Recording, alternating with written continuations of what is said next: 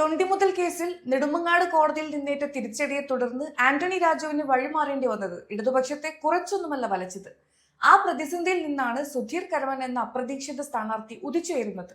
പഴയ SFI-കാരനും അധ്യാപകനും നടനുമൊക്കെയായ സുധീറിന് അച്ഛൻ കരമന ജനാർദ്ദനൻ നായർ നഗരഹൃദയത്തിൽ സമ്പാദിച്ചു കൂട്ടിയ നല്ല പേരും പാർട്ടിയുടെ കരുത്തുറ്റ സംഘടനാ സംവിധാനവുമാണ് കൈമുതൽ.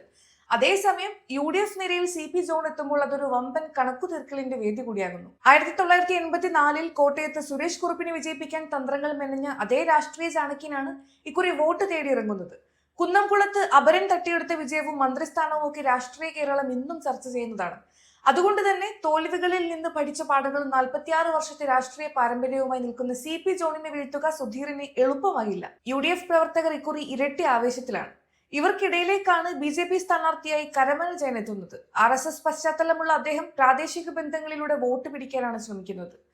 ജാതിമത രാഷ്ട്രീയ സമവാക്യങ്ങൾ എപ്പോഴും സ്വാധീനിക്കുന്ന തിരുവനന്തപുരത്ത് അനുഭവസമ്പന്നനായ CP ജോണും ജനപ്രിയനായ സുധീർ കരമനയും തമ്മിലുള്ള പോരാട്ടം കേരളം ഉറ്റുനോക്കുന്ന ഒന്നായി മാറിക്കഴിഞ്ഞു. മണ്ഡലങ്ങളിലൂടെ സപ്പോർട്ടഡ് ബൈ ഡീൽ പ്രൈസ്.